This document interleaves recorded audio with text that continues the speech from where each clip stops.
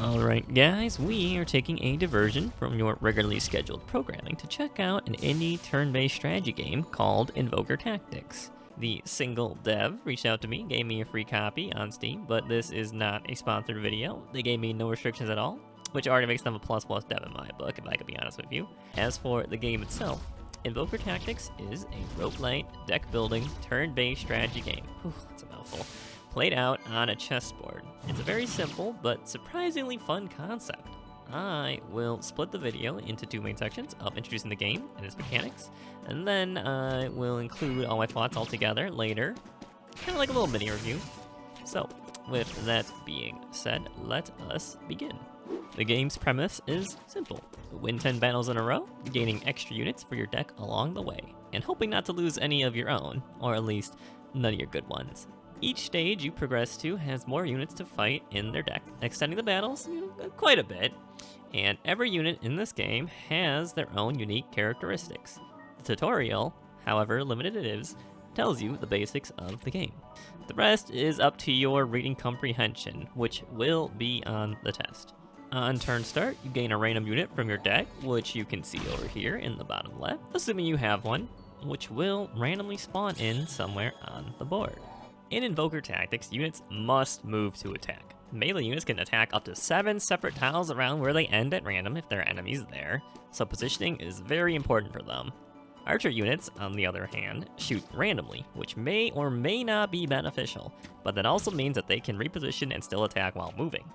The Crossbowman occupies a weird middle spot where it has both a melee and ranged attack. Cavaliers attack by moving into enemies, and you can pass through any other units. The Heavy Cavalier, in particular, gains an extra attack per tile move before hitting an enemy, so make sure they're moving all the way down if you're single targeting. Another important note is that Cavaliers don't have merge effects.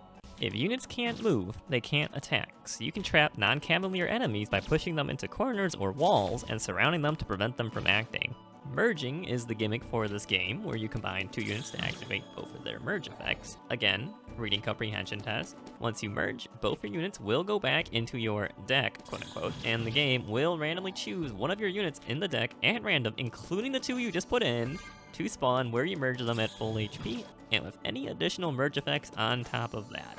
You have your basic stabby boys, your basic shooty boys, and your basic healy girls, but there's plenty of other units with their own unique effects throughout the game.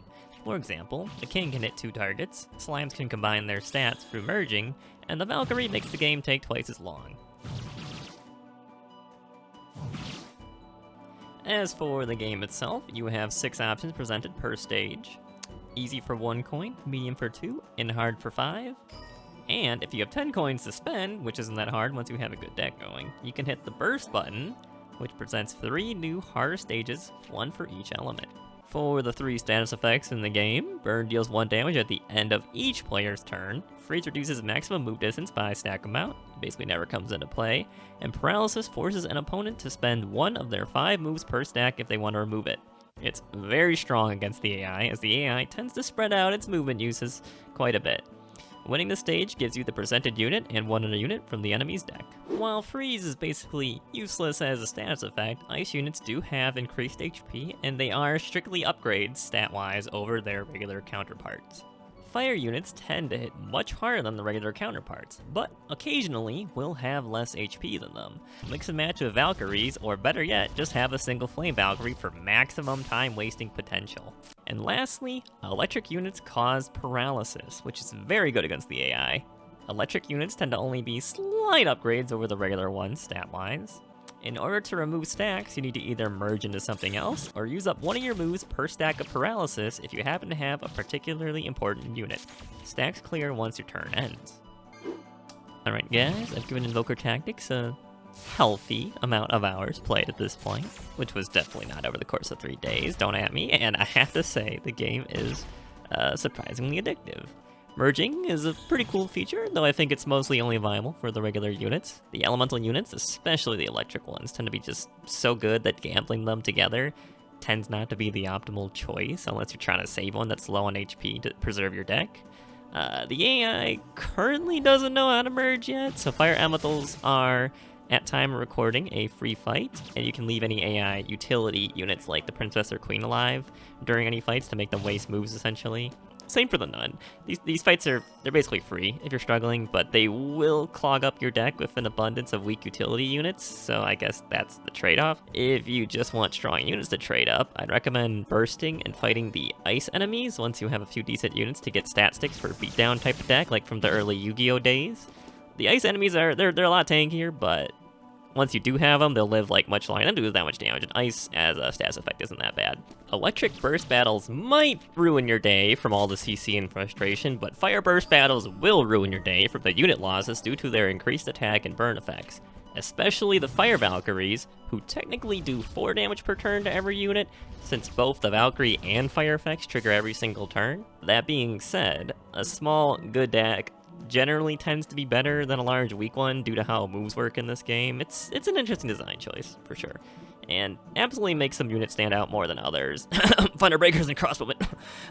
I'm curious what the design philosophy was behind this choice, but overall, I think it works out pretty well.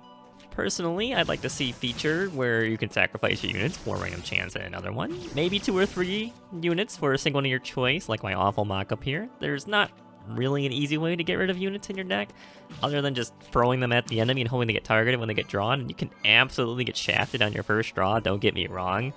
I think the Cavaliers could have a merge effect, as it seems strange the game with the Cavaliers, its mascot, wouldn't have one of its core mechanics built in. They might be a little strong with it since they can move and attack for units, but there's plenty of other strong units in the game as well, so I don't think it'd be too far-fetched. I'd also like the dev to make all the Fire and Valkyrie effects trigger simultaneously to save time during runs.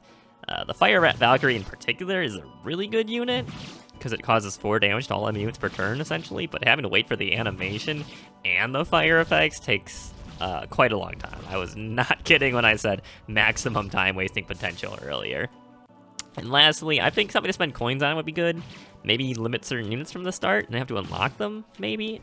As it stands, I'm sitting on like 1k plus coins of nothing to spend them on, and that's after only like 14 hours, right? But overall, I'd say this game is an excellent time waster. An average run will probably take you between 10 and 15 minutes, depending on how hard you want it to be. If you're in a hurry, you can just spam those easy 1 coin buttons and rush on through. Otherwise, quitting doesn't really have any consequences. Continue run feature would be pretty neat, but it's not necessary. It's short enough. Also, they should fix the menus a little bit. When I go to options, it says quit, but I think it should say exit menu or back to main menu instead. Just my 2 cents, just saying. I would absolutely say it's worth $5, and there'll be future updates that change things and likely add new units and interactions to freshen things up. Alright, I think that's all, so like, comment, subscribe if you enjoy. Okay, bye.